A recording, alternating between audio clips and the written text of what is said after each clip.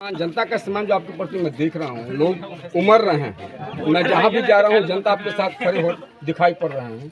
आपका जनता से आत्मीय जुड़ाव है क्या? पार्टी कोई भी रहे, हम लोग मरते दम तक बीजेपी का पार्टी कोई भी रहे, कोई भी भाजपा के साथ। क्या निखिल पांडे। निखिल पांडे नागमणि बड़े नेता हैं, आपके यहाँ चुनाव लड़ने जा रहे हैं अपनी पत्नी, क्या उम्मीद करते हैं? अभी कहाँ कोई देखिए, पार्टी जो डिसाइड करेगी वो चुनाव लड़ेगा। हम लोग का मिशन अर्बन नहीं है, हम लोग का पूरा मगध और साहबाद, जहाँ मैक्सिमम आरजेडी और माले टाइप की पार्टी जीता हुआ है।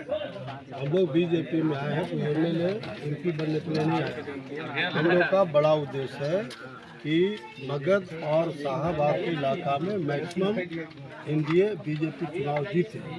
जहाँ तक अरवल का सवाल है, मैं अरवल में पैर रखने के पहले मैं माननीय मुख्यमंत्री से मिला था, और 1-1.5 महीना पहले जब मोटा मोटी हुआ कि भाई अरवल में आप लोग को जाना है, तो हमने कहा कि आप अरवल का एक बड़ा डिमांड है, इतना बड़ा जिला है, छोटा जिला है और बैकवर्ड जिला, पिछड़ा जिला है, इसलिए यहाँ मेडिकल कॉलेज बनाएगा।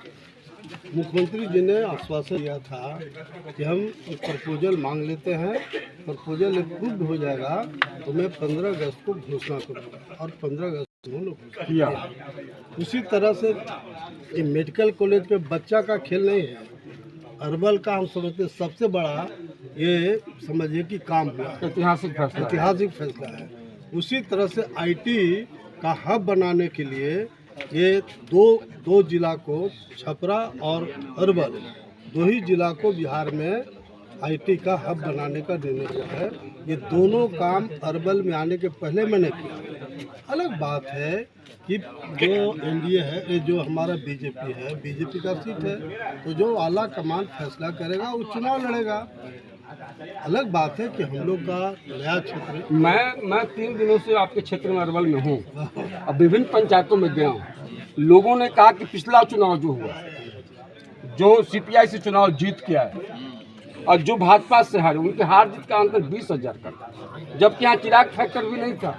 20,000 का जो अंतर था, अगर भाजपा टिकट में अंतर नहीं लाती है तो हमको नहीं लगता है कि अंतर पटा जा सकता है। हमको जमीन पर अभी भी लग रहा है कि आप नहीं होते हैं, सीता सेना नहीं होती हैं, तो ये सीट अब वर्तमान जो स्थिति बना हुआ है, 20,000 का गैप विधानसभा में होना बहुत बड़ा गैप होता है, तो निर्णय तो तय करेगी ना कि हम सीट जीतने वाले चेहरा को दें। देखिए, इसमें ऐसा है कि बीजेपी का जो आला कमान वो यहाँ सर्वे कराया, और सर्वे में रिपोर्ट गया है कि अगर भूमिहार समाज से कोई उम्मीदवार बनता है तो चुनाव नहीं जीतेगा। क्यों? जैसा आपने कहा कि 20,000 का वोट का मार्जिन है, जब तक दूसरा तीसरा वोट ऐड नहीं होगा तो कैसे जीतेगा? तो इसी क्रम में हम लोग से बात हुई है, और जहाँ तक चुनाव लड़ने का है तो बीजेपी डिसाइड करेगी जिसको टिकट मिलेगा। ये अंदर खाने से चर्चा पटना के राजनीति में है कि अरवल और साहबाद और मगध प्रमंडल क्षेत्र में नागमणि जी की काफ़ी मजबूत पकड़ है। नागमणि जी को और भाजपा में शिफ्ट कराते हैं तो मगध क्षेत्र का और साहबाद क्षेत्र का जो हमारा पहले चुनाव में जो रुझान बहुत गड़बड़ था, बहुत कम संख्या आई थी, उसको मैं ठीक करूंगा। और अरवल जहां मैं जीता हारा हूँ 20,000 से, नागमणि को चुनाव लड़ने से साहबाद और मगध क्षेत्र में हमारी स्थिति मजबूत होगी।